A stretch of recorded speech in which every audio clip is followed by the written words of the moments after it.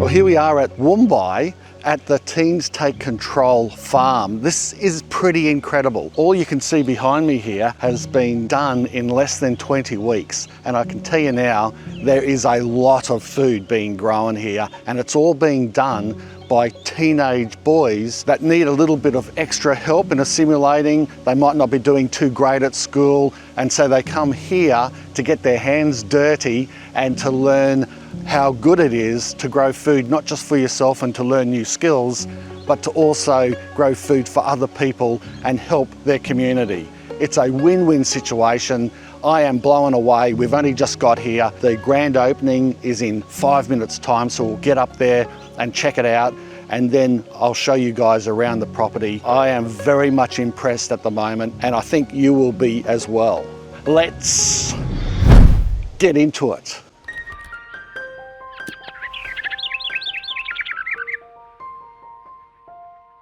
I'm here with Danny from Teens Take Control, the Food Harvest Project. Is that correct? Yeah. Yeah.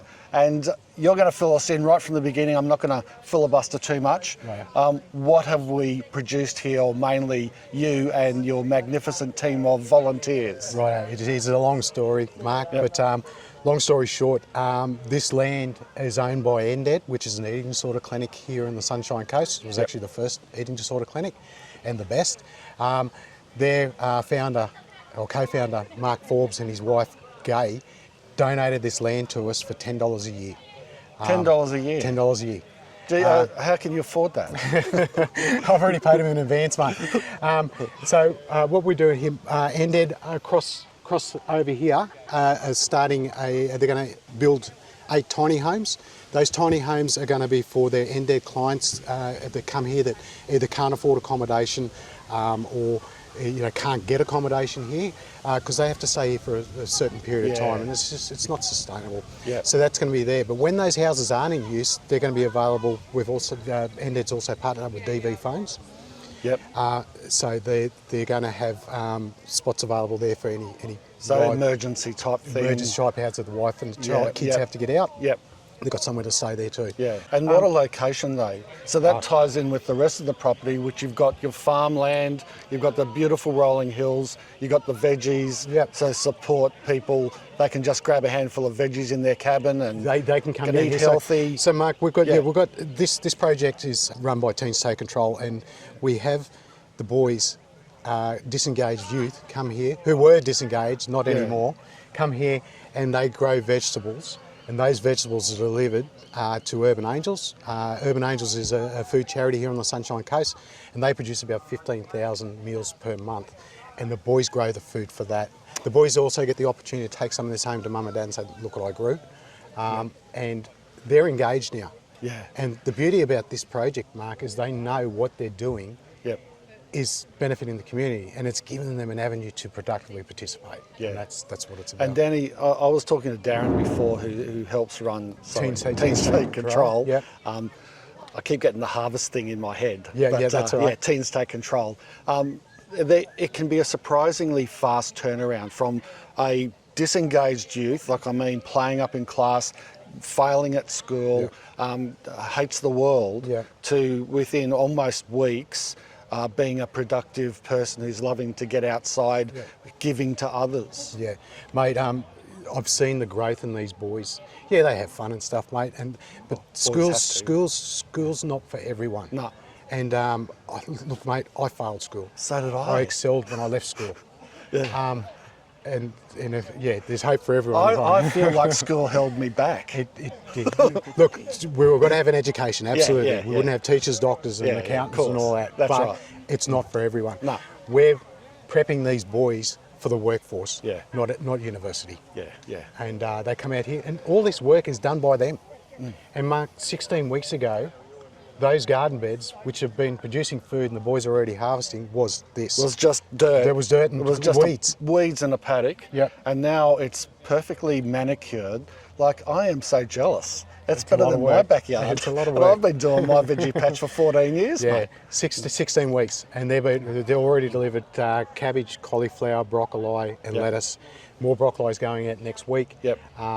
and they love it. They love the feeling that they get to actually contribute productively in the community. Yeah, yeah. And it's a win-win for everyone, mate. Yeah. Eventually, Mark, we do have disengaged youth, and we do have people with disabilities participating in this project. Yep. This project's also going to have eating disorder people at the eating disorder clinic that are staying in the tiny homes. Yep. Therapeutic activities for them. Yep. And one of the things I'm very proud about in my previous food charity, the Best Food Garden, I used to bring dementia sufferers and toddlers together to do activities in the garden, and it was absolutely amazing results. That's something we're going to be doing here. We're only 16 weeks in. That's right. So that's going to happen. The vision definitely is already much bigger. We've got our Yeah, model. yeah. We just need time to roll it Yeah. out properly. But the thing is, though, these things do take money, and most of this you're saying has all been volunteered by businesses and the community, which is fantastic. But how can people, can we help at all? Can people watching this Absolutely. donate somewhere? Yeah. Because I was speaking to the Teens Take Control, Darren, and he was saying that they don't have government funding. We don't. You know? We do put in for government funding. Yeah, yeah. We were thrown a lifeline by our partner, Emerge Youth. Yep. They actually donated $300,000. Wow. Yeah. So another company believed in us enough and our Yep. boys and this Yep. project and Teens Take Control Yeah. to give us that money.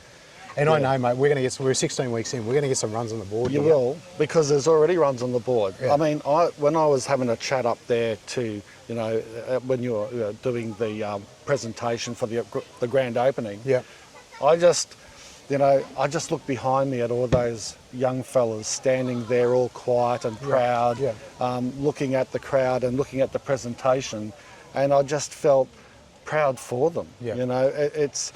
This is about them. Yeah, yeah. This is about them. Well, yeah, but like I said, it takes a big leadership group and a lot of moving parts and a lot of money and help to be able to Absolutely. do this. But, mate, the payoff, if we can get a dozen, 2 dozen of these kids away from, jail Yeah. later in life and being productive people in the community, the Australia is saving millions. Right. We're making millions. Absolutely.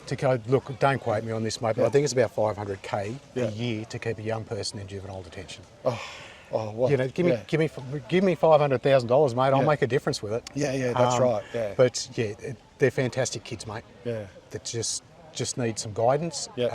and some male role models. Okay. A lot of these kids don't have that. Yeah, and so where could people donate it? Mate, I will. It's info at Teens Take Control. Yep. But I'll give you Darren's Yes. details, Okay. and then you can. We'll you put can the it details on the yeah. screen. Yeah. And it'll be in the description below. Yep. Okay. So, Mark, I did mention it to you earlier. Yep. 16 weeks in, this project is making huge social impact, and the community here on the Sunshine Coast, mate, I'm speechless. All this stuff has been donated. It's just overwhelming the support that we've had here from the Sunshine Coast. Our irrigation bill was $21,000. I had a local businessman, I had 2 conversations with him, and he rang me and said, "Righto, Danny, what do we need?" And I said, "My irrigation is $21,000. He said, "Done." He gave me $21,000 because he believed in us. Yeah, yeah. Our fertiliser costs are all organic fertiliser costs is covered. Our Yeah. crushed mineral rock's covered. It's unbelievable. Well, the thing is, people believe in it because they can see it, and Yes. also you're getting results. Yes, mate. And the most heartfelt thing is, like I said before, with those teens standing behind us, Yeah. that type of result, it's got to motivate anyone Absolutely. with a heart. Yeah. You know, they're going to want to help out a bit. Yeah, You yeah, know, and no. do as much as they can. They're good. And they're learning life skills too, mate. Yeah. If they can pass it on to their family, Yeah. their community. Yeah. It's a win-win for everyone, And mate. especially with the cost of living, the cost of food. Mate, So it's- think of those people that these young fellas are helping. Yep. They're at home. The cost of living is so bad they've got to buy often junk food to try to get by, or simple carbohydrates to fill them up. They can get these fresh, beautiful veggies through here for free. And not only that, the boys take it home too. Yeah. It's a proud moment for them to walk Yeah, in the door yeah. and say to mum and dad, "Look what I grew." And did you see that study that was released 2 weeks ago? The University of Queensland studied 45,000 people, Yeah. and they found definitively that those eating vegetables, like 3 to 5 servings of vegetables a day have a significant better mental health. Then, and so there's a direct correlation with gut health. eating, gut health and eating veggies to mental health, not just body health. That's a big study, and that's a really important thing for people that are suffering a bit or have depression. Eating some good food like this can actually help you. Right, absolutely. And then we're chemical free. I'm not saying I'm organic certified, but we're chemical free here.